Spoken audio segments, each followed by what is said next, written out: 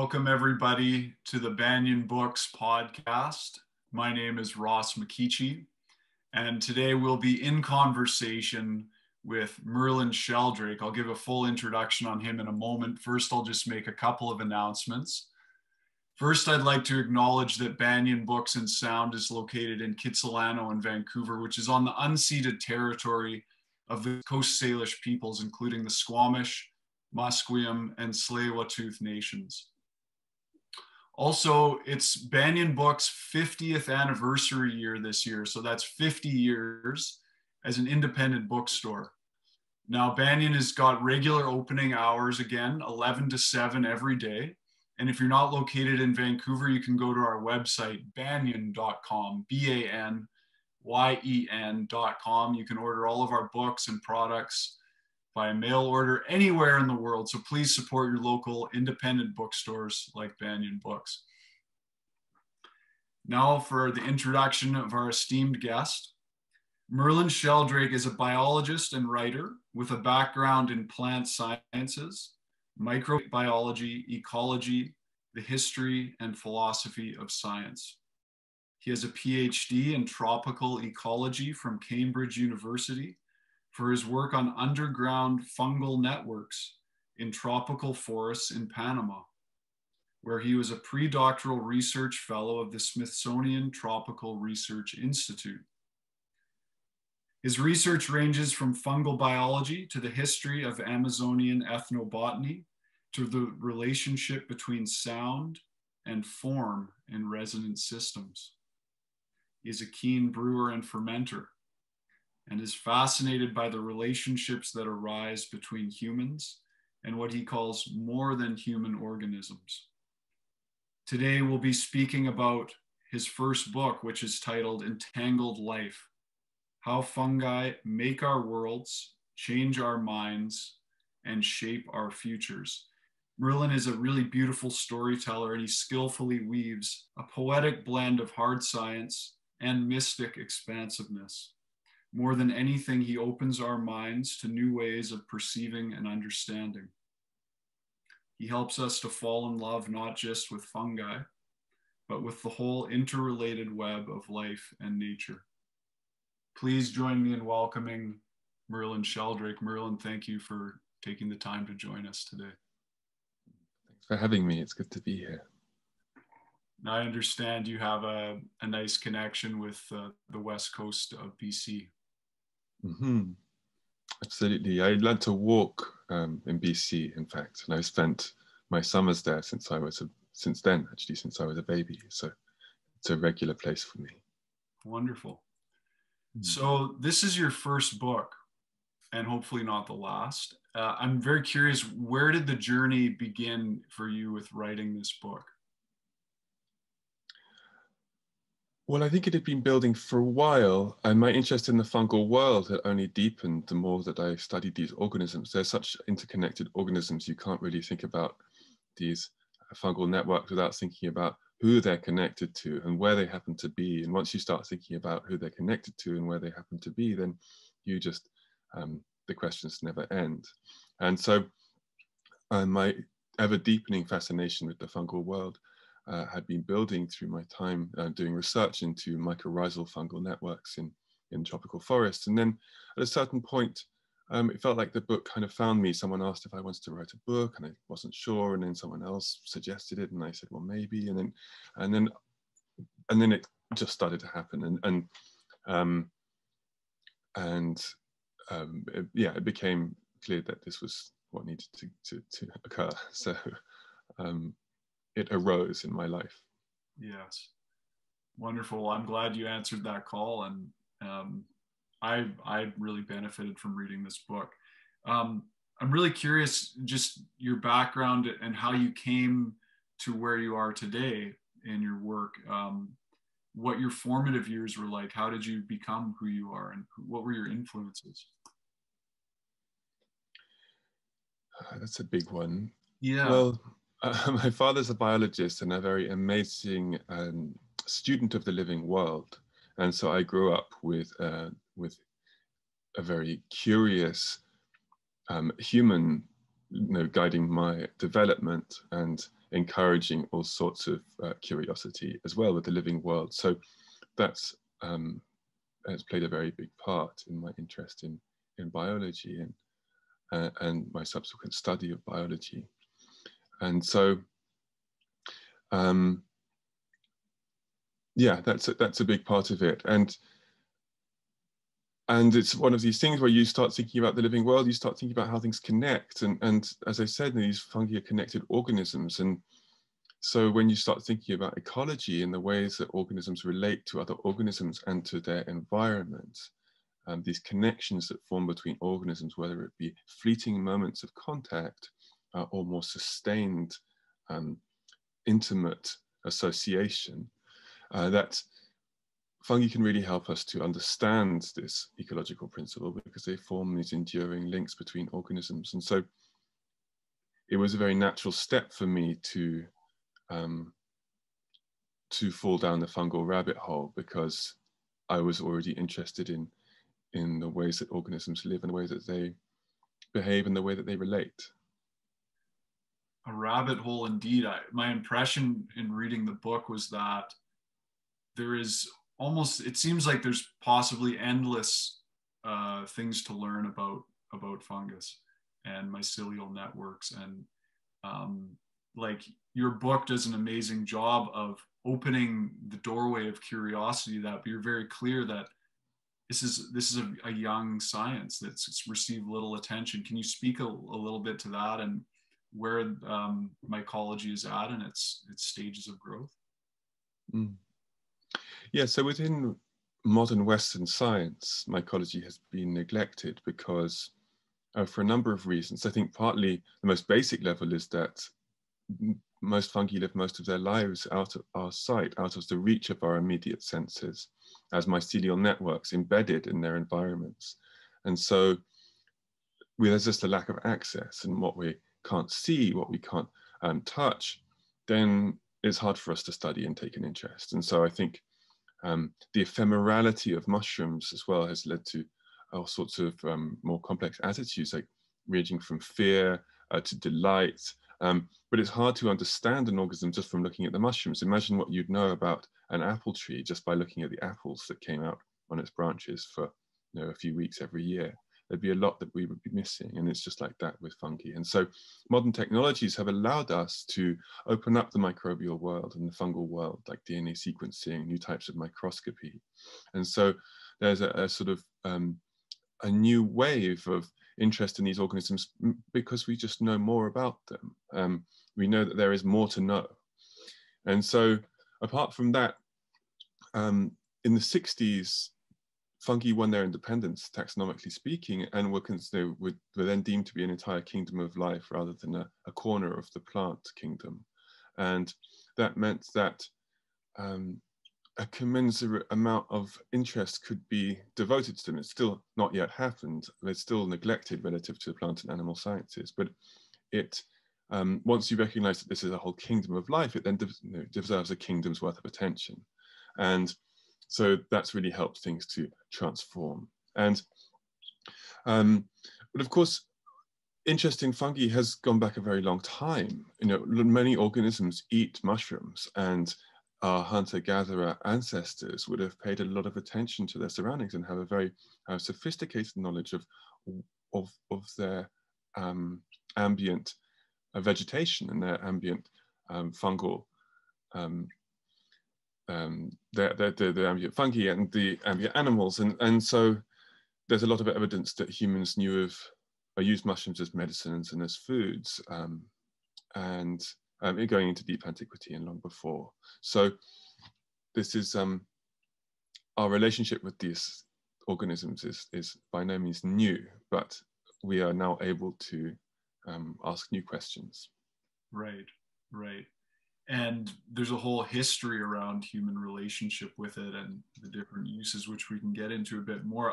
If I might just share a quote from your book to just help our audience get an understanding of just what a profound impact they have on our lives.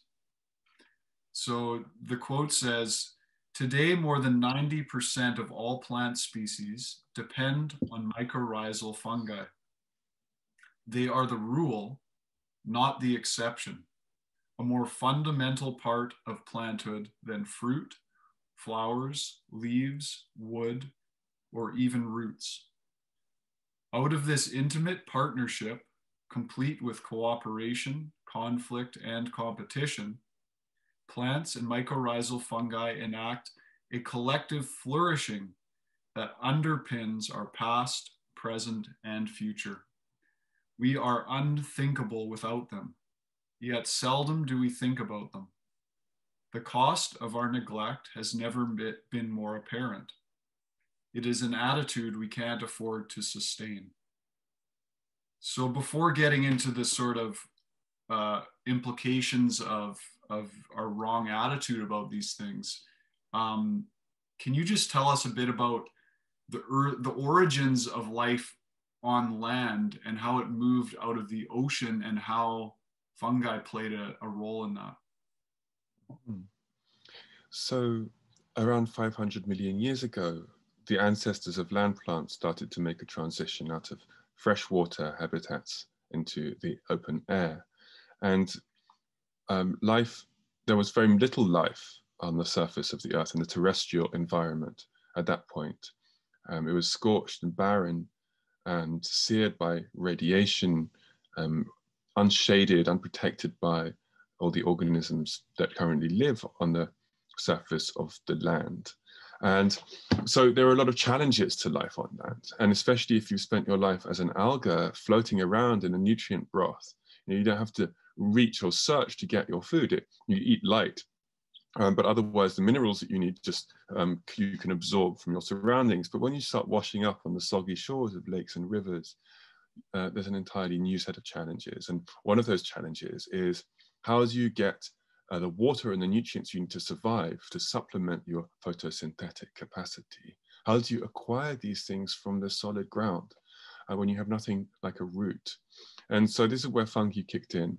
And they were either on land before these algae arrived or washed up with them, but either way, fungi are very well equipped to explore solid environments. That's what they've evolved to do. And so in this earliest days, they struck up an alliance where the fungi could explore the ground and forage for nutrients and water in exchange for these energy-containing carbon compounds that the plants, the algae, were producing in photosynthesis. And so for the first 60 million years or so of early land plant evolution, fungi were the roots of plants. This was before roots. And so roots followed fungi into being and ended up playing a role very much like these earliest mycorrhizal partners did. And so this has gone on all the way till today. And so today, all plants have fungi that live in their leaves and in their shoots, winding between their cells, and also in their roots. 90% of plants depend on these root fungi, mycorrhizal fungi, mycofungus and rhiza root. And so what we see now is the outcome of this ancient alliance. These are, they are so intimately embedded in each other's lives that it's hard to think of them as separate. And you hold a plant, you're holding the outcome, the outgrowth of this association. And it really changes the way that we think about ecosystems, because these beings, these plants that we see and depend on for all the things that we depend on them for are living relationships. You use the term promiscuous a few times in the book to describe the relationships of mycelial networks and plants. Why that word? Can you give us an understanding of that? Mm-hmm. Yes, so plants don't inherit their fungal partners. They must reform this association when they start growing their roots. And fungi must find a plant partner as well when they germinate from their spores. And so this forming and reforming of the relationship continually takes place. And plants are able to form relationships with many different types of fungi, mycorrhizal fungus. And mycorrhizal fungi can form relationships with different plants. And so what you end up with is these overlapping shared fungal networks And this is the concept of the wood wide web, as it's sometimes affectionately known. And so plants become essentially socially networked by fungi. They become connected through this fungal matrix in the soil. And so I use promiscuity to refer to the fact that these plants are able to form multiple types of partnership, as are these fungi. Right. This wood wide web concept and the living, shifting interchange and exchange between all of these living beings in these networks. You shine a light on how that can help us with understanding human networks and other networks that we create models for, including how our universe is laid out. You easily go from the micro, what's happening in the microscopic world, into the macro, the intergalactic universal world in this book. I guess my question is, how can these mycelial networks help us understand broader networks in our lives? Yeah, I think there are lots of different ways to think about this question. And one of them is,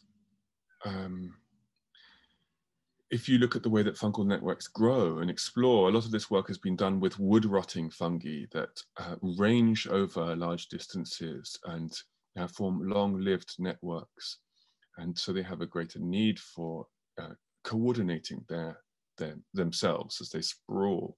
And some fungal networks are very small, like moles they form these ephemeral puffs that don't really range beyond their source of food. So, but these wood-rotting networks, they, if you study their behavior, you can see how they work. So Lynn Boddy is a researcher in England who's done a lot of work on this. And one of the experiments she does is she takes a block of wood, which has a wood-rotting fungus living in it, and she puts that on a dish. And you can watch the fungus exploring outwards from the block of wood. It forms a kind of circle as it grows outwards in all directions at once. If we were in a desert looking for water, we'd have to choose one direction, and fungi can go in all directions at once. And so that's what they do. They spread outwards, seeping outwards on this dish. And then when they encounter a new block of wood, then the behavior of the network changes, and it strengthens the connections with the new block of wood, and it starts to withdraw the exploratory connections that aren't connected to any new blocks of wood. And so you can think about it a bit like Darwinian selection. The stronger links, the fitter links are thickened and reinforced, and the less fit links, the ones that don't no longer do anything, those can be retracted and pruned back. So you have this very fluid behavior. These networks are always shifting their shape and in response to their circumstances. And of course they have to, because if they pour themselves into their environment for a living, which is what these fungi are doing, then the environment is always a different shape, a different form. You have to be a shapeshifter. You have to be flexible and responsive to your surroundings. And so this fluid network formation is a very powerful capability and a very ancient capability. And so you can see in these networks both an ability to shift, to change, to prune, to thicken, but also you see redundancy. So there are all these interconnections. So if you sever one part of a network, then almost always there's other strands of the network that can take up that slack. Right. So these networks tend to be very robust.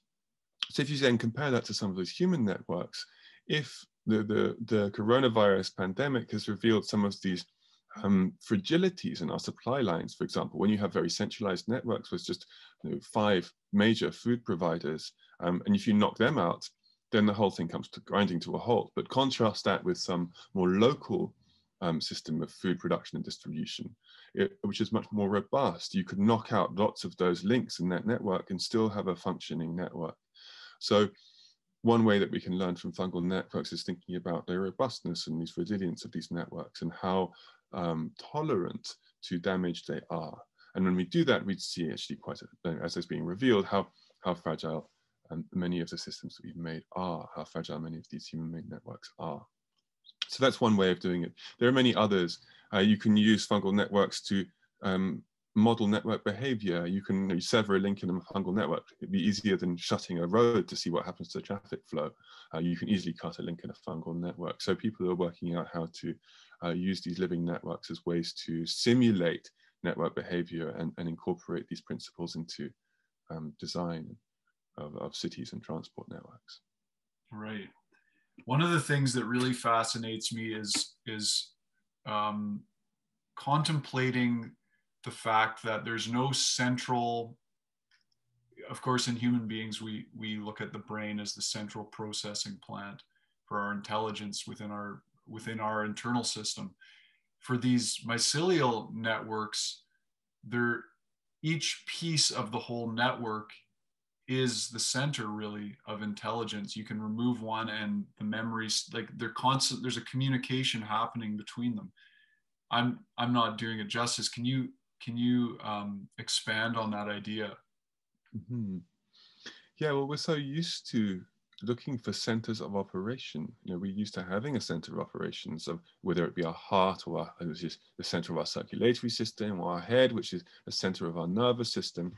And we build our structures like this. We build capital cities. We have heads of state. We have a very cerebrocentric, human-centric way of organizing some of our structures. We also have more decentralized ways of organizing too. So it's not a hard and fast rule, but nonetheless, you do see these centralizing tendencies showing up in the way that we structure our societies. And so it's hard for us to look at organisms that don't have brains and yet are able to solve problems. They're able to regulate the behavior in sophisticated ways. And we look for aware because we're used to looking for aware, but with the fungal network, it doesn't really get you very far because there's many of everything. And so coordination of their networks takes place both everywhere at once and nowhere in particular. And it's a real riddle. People are working this out. The researchers have been studying how is it that they can coordinate their behavior?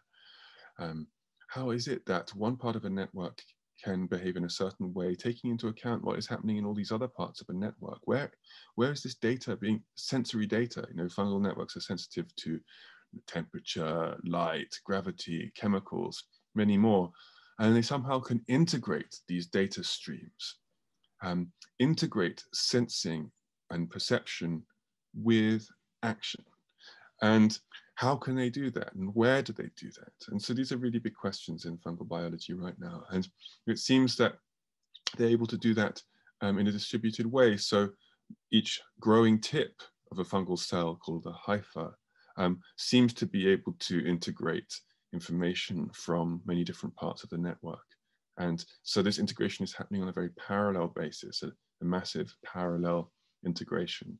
And it's helpful for us in understanding the living world because it helps to decenter our narratives, helps us to become more sensitive to the variety of ways that organisms have evolved to solve problems, to learn, to remember, and to make decisions. And of course, when you think about it, it would make no sense for a fungus or a plant, for that matter. The plants are also very decentralized organisms, to have a brain. I mean, plants a herbivore can bite off 90% of a plant and it can grow back and regenerate from what remains. If you have a head where you've put all your most precious, treasured cognitive faculties and you lose that with one bite of a herbivore, then you're screwed, and it would be a ludicrous way to organize yourself. So in fact, brains don't make sense for these organisms, and we wouldn't expect them to have brains. And we have brains because we move around. We need to have these networks of neurons that make up our brain in a neat, concentrated place, like packed up in a suitcase, that allows us to roam and to rove. And so, yeah, so I think just thinking on these questions really helps us to broaden our perspectives.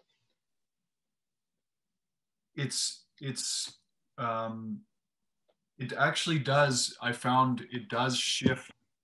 There is something that changes in you as you read this book because of the ways that you ask us to start looking at the world and the questions that you ask us to start asking. You're not giving hard and fast answers, but can you talk a little bit about the importance of removing our anthropocentric or human-centered outlook when we're observing natural phenomena and how that can change us as human beings or evolve us even as human beings. Yeah, well, classical definitions of intelligence and cognition have really put humans at the top of a kind of league table, a great chain of intelligence that that uses us and the way that we perceive the world as a yardstick by which to judge all other organisms, as if we were this ultimate type case, the highest standard. But when we do that, when we judge organisms by our standards, then we can forget to appreciate these organisms on their own terms. Darwin had a definition, a very pragmatic, I think a very helpful definition of intelligence, where he thought of intelligence as the ability of an organism to do the things that it needed to do in order to survive. And it's a very helpful definition, I think, because it encourages us to think about the needs and the cognitive demands of that organism in its environment over the course of its life and in the context of its evolutionary story. What does it need to do to survive? And how good is it at doing that? And that way we can immediately migrate to its terms, to its context, and we don't start to apply our own standards, which can distort our ability to perceive and to make sense of the world. So I think part of it is about helping us to understand the living world, and part of it feels just like manners, just good manners. And I think there's an attitude shift that can happen as we start to decenter ourselves, to dissolve these human exceptionalist narratives. And I think this can help to reframe and help us to reimagine our relationships to the living world, which is something that we so urgently need to do at this moment, because our current attitudes are dysfunctional. And not sustainable and ecocidal and genocidal. Yeah, yeah. I like that term, ecocidal. I don't like the attitude, I like the word. Now, aside from how mushrooms can change the way that we perceive the world, how can they be used? Sorry, I shouldn't say mushrooms, but fungi. Mushrooms are simply the fruit, the fruiting bodies, I learned.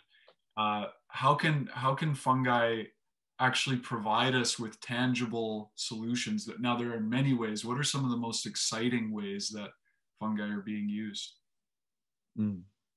So this again is an old story, and people who've been using mushrooms as food and medicine for many thousands of years. And so this is a big deal. And using fungi in fermentation, whether as yeast and production of alcohol, which has a very long and intimate relationship with human cultures and human cultural evolution, and or as foods like miso, which use a fungus to digest grains, beans. And so we've been recruiting fungi to break things down for us for a long time. You can think about these processes as a kind of externalized metabolism. We can't digest these things ourselves in this way, so we recruit a fungus to help us do so. Other organisms do this too. Leafcutter ants and termites cultivate fungi in huge in fungus combs within their enormous mounds, and they feed the fungus, and the fungus then feeds them.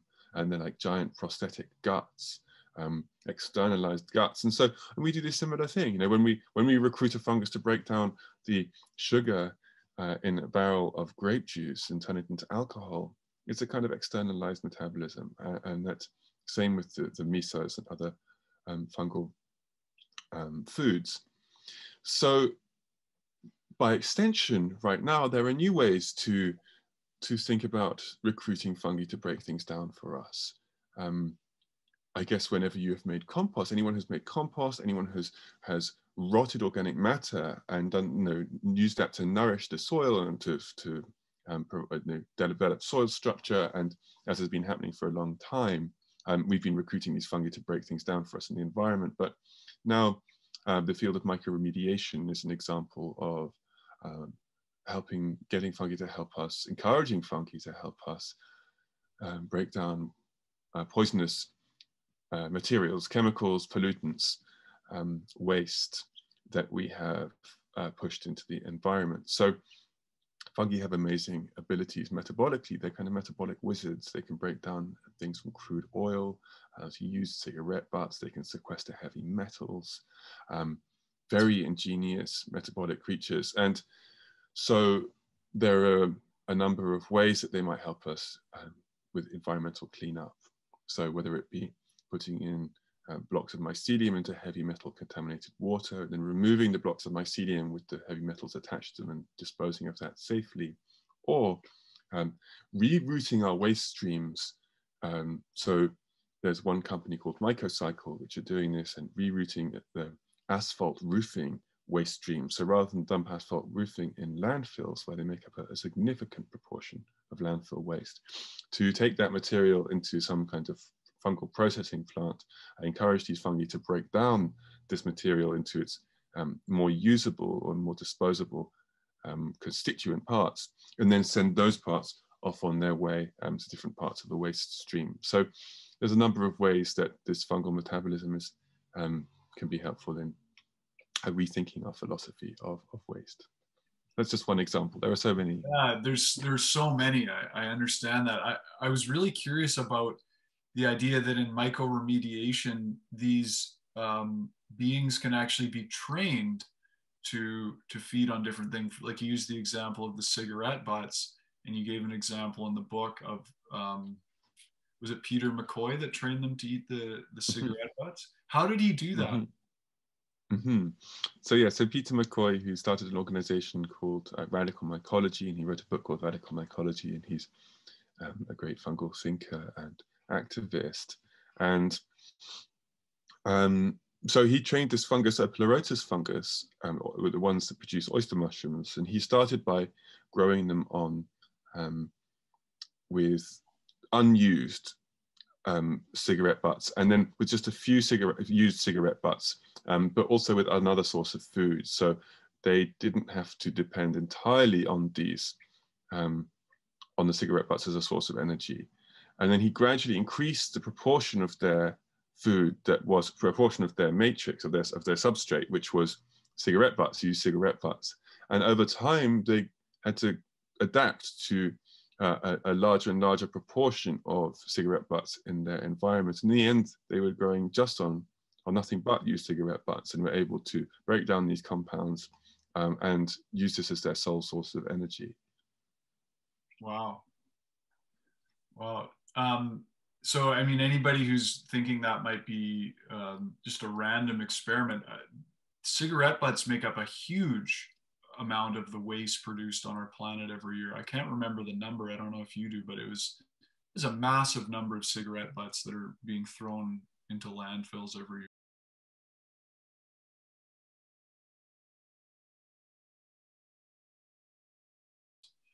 Okay. I think we have to talk about psilocybin mushrooms, of course, because that's exciting for everybody.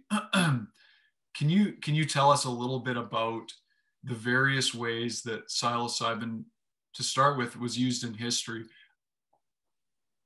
So it's a much discussed and contested history, because there isn't a huge amount of evidence. Mushrooms don't leave good evidence. They don't form, they tend to rot very quickly and very easily and leave not much behind. So the most well-documented history is in Central America. And there are texts, pre-Columbian codices depicting deities holding mushrooms and consuming mushrooms, and a number of Spanish colonizers documented mushroom use in Mexico, what is present-day Mexico, in the 15th century. And these cultures would use them for various reasons, and they were very much a part of their life, and they were venerated. And there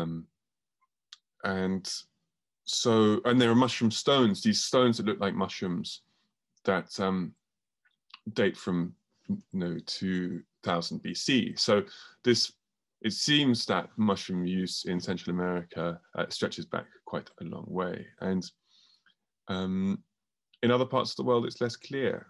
there aren't knockdown, undisputed piece of evidence about mushroom use in Europe, for example. There's a lot of speculation about certain mushroom-like forms on, say, the doors of churches or in paintings on church walls.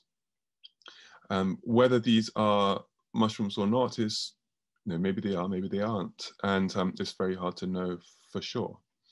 So whether mushrooms played a part in more ancient rites, the Eleusinian mysteries, there's a lot of speculation about what was this drink, this kykeon that initiates would drink and then experience, have a profound, transformative mystical experience, which they would never be able to speak of. And what was in that drink? Again, sort of much speculation. Some people suggest ergot fungi, from which LSD was originally derived. Some suggest psilocybin mushrooms. And again, it's hard to know either way. But certainly psychoactive plants and psychoactive substances have been used by humanity for a very long time and are actually used by other organisms as well. Animals get high in a number of different ways. So we're not alone in our quest for altered states. Which animals, I'm curious, which animals use psilocybin? Or well, I don't know of any animals that use psilocybin, but other animals use, lemurs lick millipedes to get high, moths drink the nectar of psychoactive flowers, robins eat certain berries that get them high, kind of drunk, kind of high. And there's a long list. They're so cute. And yeah. so yeah, but certainly since the mid-20th century, when psilocybin mushrooms were reported and described by Western investigators in Mexico, these mushrooms have, awareness of these mushrooms has grown incredibly fast. And now, what was perhaps practiced by a few people in the hills of Mexico have now become a global phenomenon. And within just a few years, by the early 70s, by the mid 70s, mushroom hunting had become a huge, as Paul Stamets says, a national obsession in North America and then later in England. And now over 200 species of psilocybin-producing mushrooms have been discovered, and people are domesticating them, growing them in warehouses, on their windowsills, in cupboards, all around the world. So there's a new story of domestication going on right now with these mushrooms, which had fallen into a very easy step with humans who are lured by the promise of this altered state. Now, how are these altered states being used in the healing arts with mental health and other various ailments? So there's a new wave of research that's been taking place, as many people will know, in the last 20 years or so, which picks up the research which took place in the 1950s and 60s before these substances were made illegal, when many researchers and psychotherapists and psychologists came to regard psychedelics, LSD and psilocybin and mescaline as wonder drugs that could help treat a whole range of disorders. And so, of course, modern science is catching up with indigenous knowledge of these plants and organisms which have been used in traditional cultures for a very long time, an unknowably long time. So it's not like the fact that modern science can now tell us that these things are medicinal for some things, that they can help us to grow and develop. Like, this is not actually news. What is news is the techniques which are being used to describe these experiences, for example, modern brain scanning. And so there's a new perspective on these substances and what they're doing to our bodies. So the recent research with psilocybin has found that it seems to shut down a reducing valve in our consciousness. That when the psilocybin, it opens up new paths of cerebral connection and loosens the rigid habits of our thoughts, which is why it can be so useful for alleviating anxiety in the face of terminal diagnoses, or the rigid pessimism of depression or addiction. By freeing up new, by softening the rigid habits of our minds, by opening up these new possibilities for connections in our minds and in our brains, it's possible for people to explore new ways of behaving and to step out of old ways of behaving. And so this is really where a lot of the attention is being directed right now. Now, you're a scientist and you're very careful in your book not to make any big assumptions or extrapolate too far beyond the confines of what is proven and known. But since it's Banyen books and, you know, it's kind of a mystic store, I wonder if you might extrapolate a little bit. What are your thoughts on the idea that these psychoactive plants, specifically mushrooms in this case, are helping human beings evolve our consciousness? What are your thoughts on that in terms of, do they have an intelligence that is trying to help us understand something larger? It's a big question. And many people report in these mystical experiences that they have on psychedelics and in clinical environments, a sense of connection with some kind of beyond, a sense of the divine which exists out there, and a feeling of a deep connection with this divine. And even if they held rigidly materialistic or atheist views, can be convinced that there is actually something more than this material reality that we are asked to believe by mainstream science as a totality of existence. So it's very hard to deny one's own experience of these connections and these realms. And so it seems clear that these substances can help us to explore the nature of human consciousness, which is not something that we have very clearly worked out, at least within modern Western science. And so as tools to explore the possibilities of consciousness, to explore the expanse of our minds, to explore the nature of our minds and how they work and how they connect us with the world around us, the universe around us, these are really powerful tools. Whether or not the fungi are reaching out to humanity using these molecules to try and encourage us to rein in our destructive tendencies, I don't know. It's very hard to know. It's just very hard to know whether that's going on. I can see that it makes organisms fall into evolutionary step with other organisms all the time. You know, the recent story of magic mushrooms is a good example.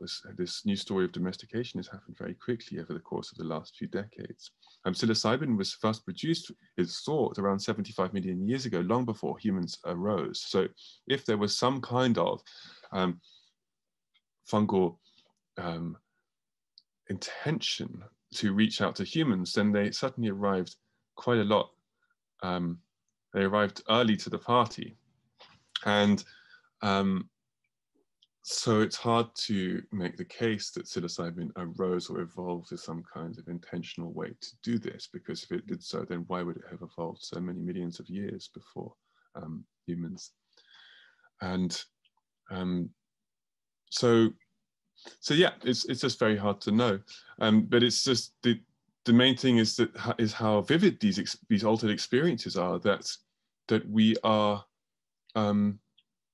encouraged to feel these things. You know, this feels to me like the indisputable, the place that, you know, no matter how much of a skeptic you are about some of these more colorful speculations, the effects of these substances on people's minds is real, for sure. And the astonishing things that it can induce people to experience, these are real, whether or not the speculations have a grounding in the long evolutionary story of these fungi that produce psilocybin. Right. what role does in science does it, or I should say, how important is it for science to embrace both empirical evidence and the evidence that ancient cultures already understood, which is subjective direct experience, and that integration? Well, I think it's very important to try and bring these realms together. And we live in quite a bifurcated system. It was bifurcated by Galileo and then subsequently reinforced by scientists over the centuries, separating the world, the objectively knowable world, Galileo called the world of primary qualities, things like mass, length, these quantifiable features of the world that you can measure. And the secondary qualities like taste, color, these things which are outcomes of our senses, these things which are to do with subjectivity. So in he bracketed the subjective world off from the objective world because the subject world wasn't amenable to investigation by empirical experiment using techniques of measurement. And so science has proceeded on the basis of these primary qualities of this objectively knowable, objectively measurable parts of the world, but then it leaves quite a lot unexamined because obviously our subjective lives are a big part of our experience. That's what makes up our culture, our relationships, our personalities, our emotions, all these things which are these are our subjective worlds, the worlds that we experience as conscious beings from the inside. These are unreachable to these tools of science, which is why in these psychedelic studies, you have to do to quantify people's experiences. You get given these questionnaires like, you know, how do you rate your experience of infinity on a scale of 1 to 5?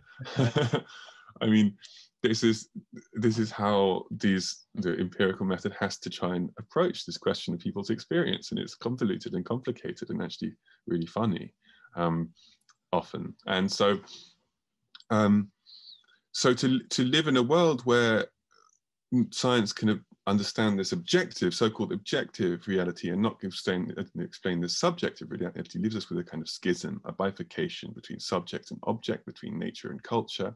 And these dualities are really causing us a lot of problems. And so some kind of unification, I think, is really important. And we're seeing the struggle that this duality brings in this study of consciousness, the hard problem of consciousness. You know, we're asked to believe that out of purposeless, meaningless, feelingless matter arises through a complicated process of evolution and through the convolutions of our nervous systems, arises our rich, lived, nuanced experience, our loves, our the experience of beauty, all this stuff.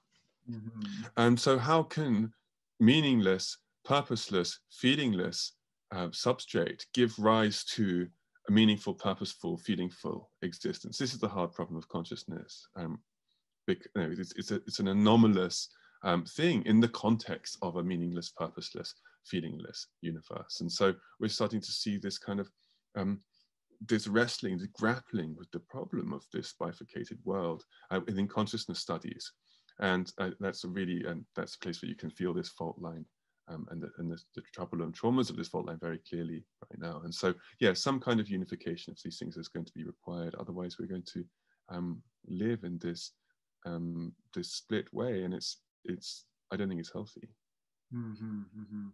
You touch on this need to integrate these paradoxes in a lot of different ways in your book. And yes, folks, the study of fungi and mycelial networks can lead us into contemplating consciousness itself. It's time now to get on to some audience questions. So I will just open up the Q&A tab here. Everybody, the Q&A button, I saw someone had put in a question, is down at the bottom if you're on a laptop or computer. And I'm not sure where it is on the phone, but I'm sure Jacob can type that in the chat. Okay, first question here is from Ian. He says, I understand that tilling soil in large-scale agriculture is counterproductive as it destroys the fungal networks. Is there a way to keep the networks without harming yields? This is an area of much exploration right now. It is very possible to do no-till agriculture. You drill the seeds in a way that is minimally disturbing to the soil. The challenge is when you want to, if you have a cover crop on the field beforehand, you've got to somehow kill that cover crop before you plant your crop. And how do you do that? And there are a number of ways to deal with that. It's a little tricky. Some people use herbicides, some people use finely controlled grazing to do that, to trample the crops before you drill in the seeds. But it's, yeah, the ploughing is a huge disruption, and doing that, it's a sort of chronic stress on these soil communities, they're very rich soil communities that are disrupted, continuously disrupted. And after years of that, after decades of that, you impoverish these, the microbiome of the soil, which is, you can think of as the guts of the planet. You know, so it's definitely, no-till agriculture is a growing, it's growing movement, and is definitely going to be increasingly important as we try to keep carbon in soils and to reimagine the way that we cultivate. Mm-hmm.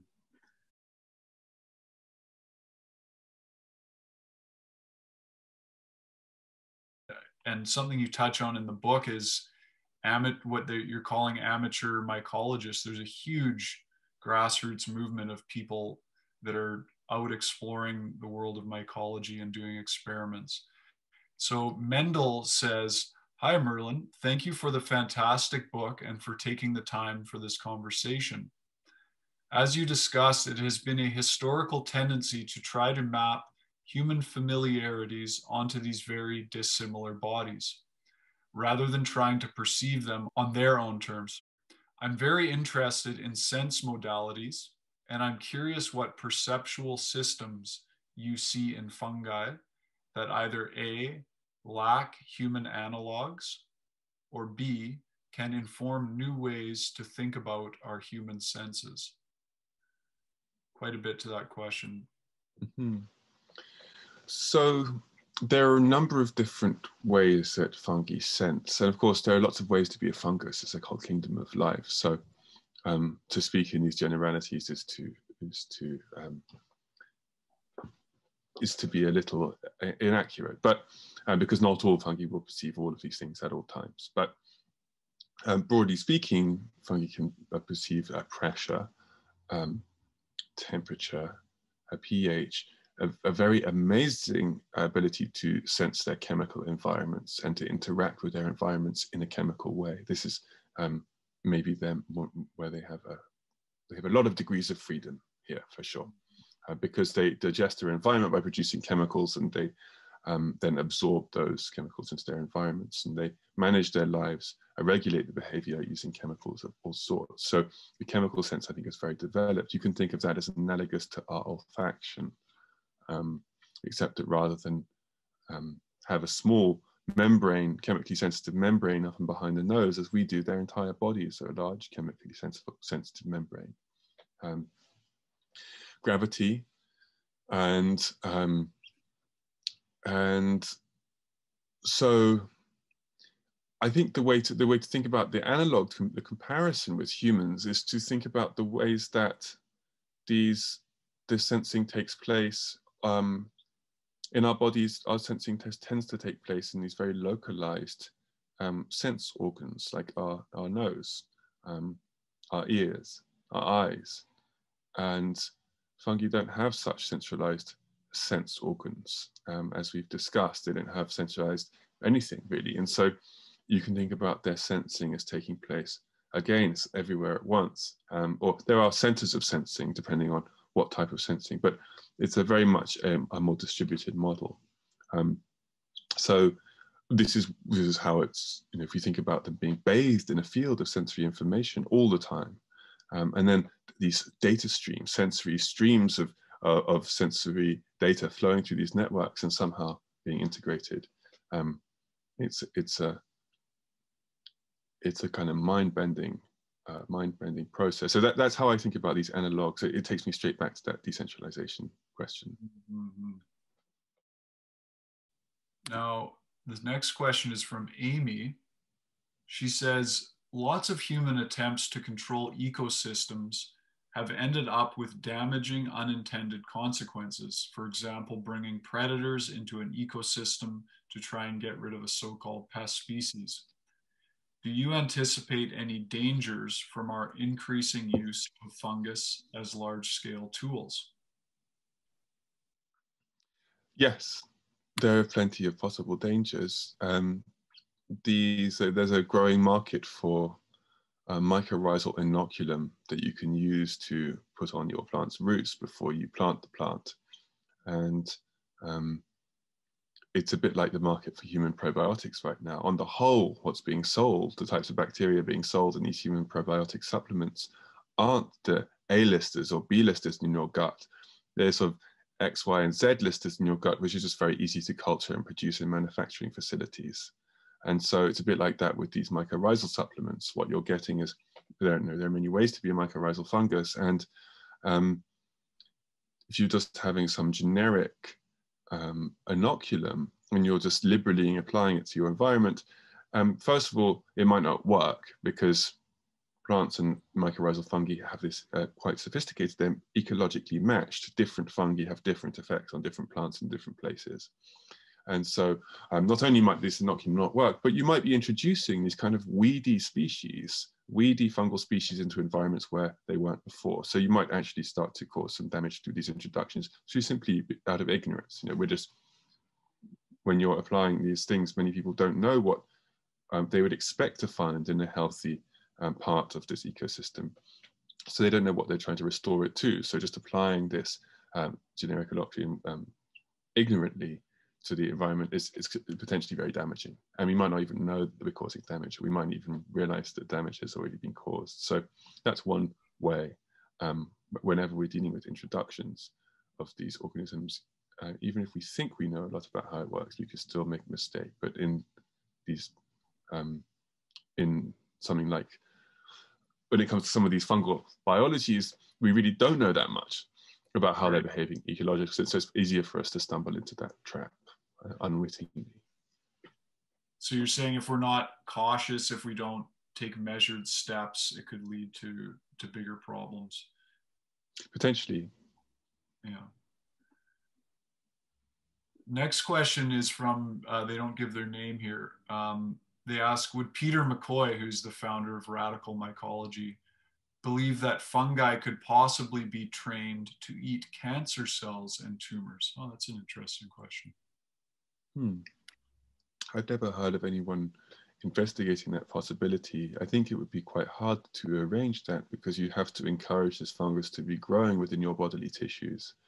And if it was growing within your bodily tissues and eating cancer cells, then it's hard to imagine that it wouldn't also, if there was a fungus that could be trained to eat cancer cells, which is a form of flesh, I haven't heard of any fungus that does that in this way, that it wouldn't also just eat your non-cancerous cells. So I think it's maybe less likely that we'll find a solution that way, and more likely that we'll find fungal solutions to cancers through these fungal anti-cancer compounds that many species produce and which are under investigation already, which have anti-tumor, anti-cancer properties, and also to help to upregulate our own body's endogenous anti-cancer fighting mechanisms. Mm-hmm. Thank you. There's a sort of a technical question around soil from Thea. She says, can I use the mycelium circles to offer information to my soil biome with old growth soils, or ION biome, an antidote for glyphosate developed by Dr. Zach Bush? How can I support greater balance and restoration to them? So I'm not sure about the supplement because I haven't heard of it. And I'm not quite sure about using the mycelial circles. I'm not sure if I understand what is meant, but there are lots of things that you can do to attend to the health of soil. And this is something that traditional cultivators have have long known in many parts of the world, and which many organic biodynamic farmers are thinking about now. And usually it involves adding organic matter to the soil to add to carbon, so well-rotted organic matter, which supports a healthy microbial ecosystem, provides bulk and mass in which these soil populations can live, and starts to undo some of the damage we've done, which is essentially mining carbon and nutrients from the soil. Okay, thank you. There's a question from Deborah. She says, thank you for your wonderful work and sharing it with us. I'm wondering what your thoughts are on how we might proceed helping our children understand the interconnected nature of their world rather than the centralized perspectives you speak of. What can we do as educators and parents to start shifting the next generation's perspective? Great question. So I think this is really important, and perhaps it's best thought about by investigating the ways that we form their perceptions in the first place. It's a mixture of stories and guiding experiences, I suppose. And so maybe we could audit the stories that we tell, the ways that we explain, the kind of explanations that we offer about how the living world operates. And then in experiences, by feeding curiosity, by encouraging curiosity into how these organisms relate to each other, that could be something, rather than to encourage curiosity about an organism in isolation by itself, to encourage curiosity towards the relationships formed between different organisms. And to encourage experiences of the living world which allow children to connect to organisms that aren't other humans. And I think that's a really big one. And so many young people live and grow up without much connection to non-human organisms around them. And so to encourage that, to support that, to feed that, I think would help to nourish a curiosity about these organisms and how they relate to each other. Mm-hmm. There's a question again from an anonymous person asking, is there a relationship between fungus and bees?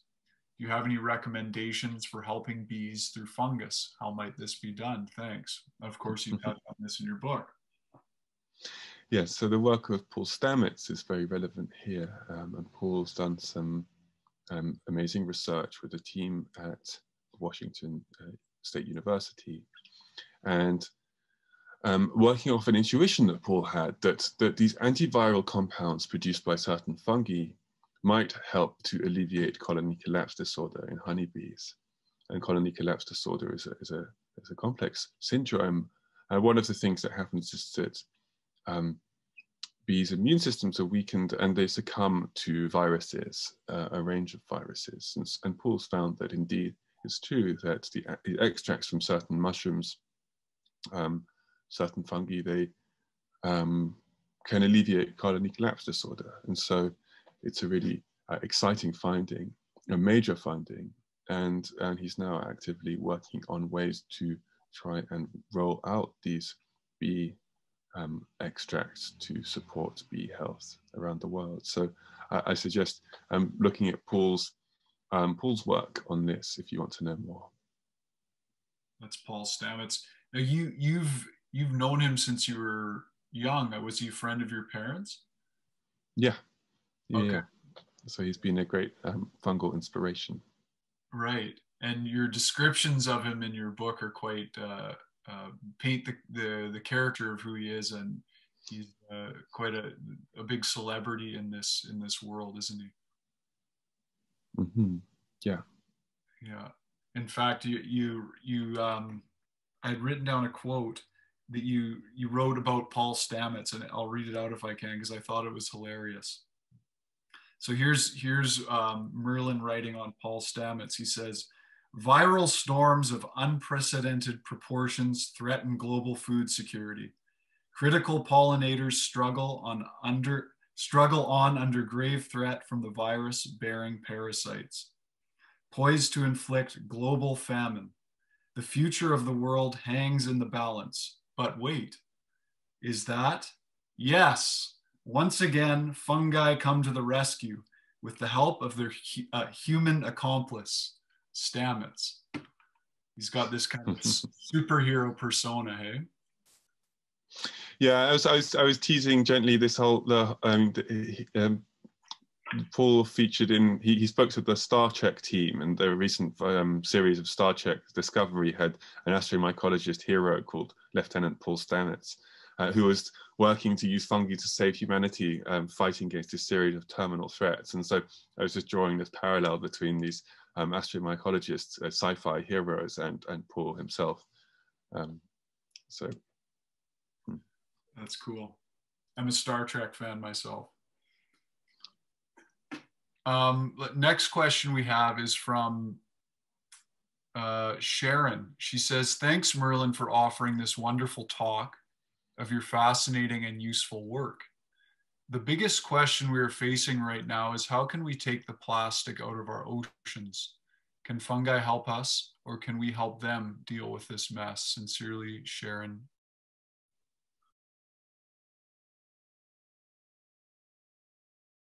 And there are some types of fungus that can digest some types of plastic. I haven't heard of any marine fungi digesting plastic, although it's not inconceivable they could. But the microplastics in the ocean is such a big problem because they're so dispersed.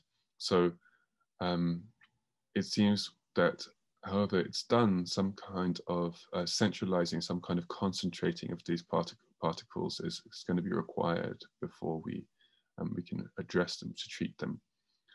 So I'm not sure what the best way to go is. It seems to me that to stop the release of these plastic into the ocean in the first place would be a good place to begin, because that's quite within our power to do. To then go about extracting it from the ocean is a whole other major challenge. And yeah, I haven't heard of anyone using fungi for this problem. There's another question along those lines from Jamie, who says, since fungi can break down hydrocarbons, could we eventually use mycelial networks on a larger scale to break down large garbage sites as a biological waste disposal system, so that we no longer have landfill, but a regenerated soil to reclaim healthy land? So mycoremediation isn't a simple fix, because you can show that fungi can digest certain things in a laboratory environment, but then when you release this fungus into a contaminated ecosystem, there's so many other organisms there doing their thing. And the idea that this fungal strain would be able to hustle effectively in the site and to remediate the site by itself is a little naive. So one of the difficulties is to work out how to introduce these fungi in such a way that they can both thrive and be metabolically active enough to deal with this pollutant. And so when it comes to landfills, actually some plastic digesting fungi have been isolated from landfills, because perhaps these landfills create the conditions for new strains of fungi to come into being, and to strains to adapt and have new metabolic faculties. So it may actually be that landfills are a place that we would actually go to look for fungal strains that we can then apply to other parts of the waste stream. Mm-hmm. And it's hard to know what will happen to the landfills in the long term. I mean, they will self-select for organisms that can live there, thrive there, and do their thing. It just it would take a long time for them to.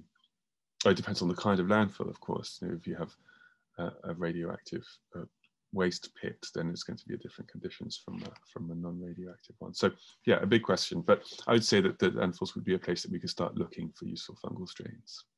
Mm-hmm.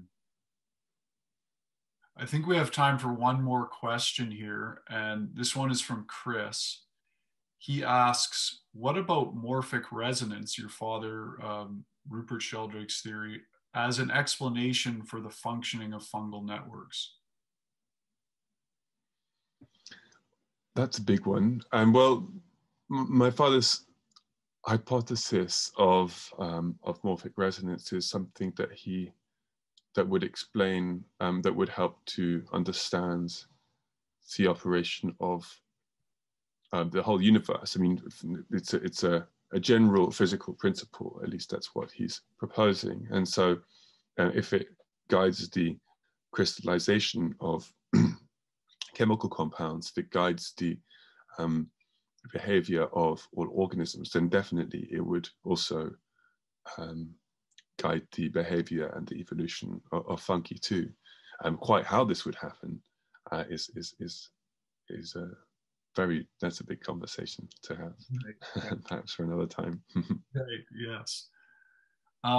Before we close, I'm very curious to ask you what is it that you're working on right now? What are your current projects? At the moment, I'm in a cyclone of book publicity. So actually, I haven't had time to really kick off a whole new project. I'm interested in picking up doing some research on the electrical signaling within fungal networks. That's what I'm currently thinking about doing next. And more writing projects, more research. Yeah. Great. I'm excited that you've got more writing projects, because really, for anybody that hasn't read the book, Merlin is a really fantastic writer. He's poetic and paints a beautiful picture. It's easy to read. If anybody's scared of diving into a book like this because they feel it might be, too scientific, please don't be scared. It's a wonderfully woven story, and easily accessible and entertaining, as well as informative and expansive. Last question. What do you feel, Merlin, is the future of mycology today? What needs the most attention? A lot of basic work needs to be done on the behavior of mycelial networks, how they signal to themselves, how do they coordinate their behavior, how did they pass information around themselves, and how does information pass between one mycelial network and another fungus, or between one fungus and a plant. And so a lot of basic biological work needs to be done, physiological work, and that will help us to understand a lot about fungal lives. And then there's many questions about fungal applications, new fungal medicines. There's a lot of exploration to be done there. The remediation technologies, fungal research into building materials, leather-like fabrics or bricks that you can build structures from. And this is a lot of research is happening into these areas already, but this has a potential to really transform human lives. Yeah, so a mixture of basic biology, a basic understanding without particular outcomes in mind, and this applied branch. But really, it's a really big question, because in fungal biology, really, you don't have to go very far before you hit a load of unanswered questions, even just as far as how they grow, how the hyphal tips, how they expand. We don't really understand the basic mechanics of their growth process. How do the it's such a fundamental part of their lives, and yet it remains so little understood. Okay. Merlin, thank you so much for taking the time to join us today and speaking to our audience. And congratulations on your first book and the success of it. It's a wonderful book, and looking forward to seeing your work in the future and possibly connecting again. A reminder to everybody that Banyen is open 11 to 7 every day at our brick and mortar location in Kitsilano and Vancouver. And if you'd like to order anything online, you can go to banyen.com, banyen.com. Thanks again, Merlin Sheldrake, and wishing everyone a great day.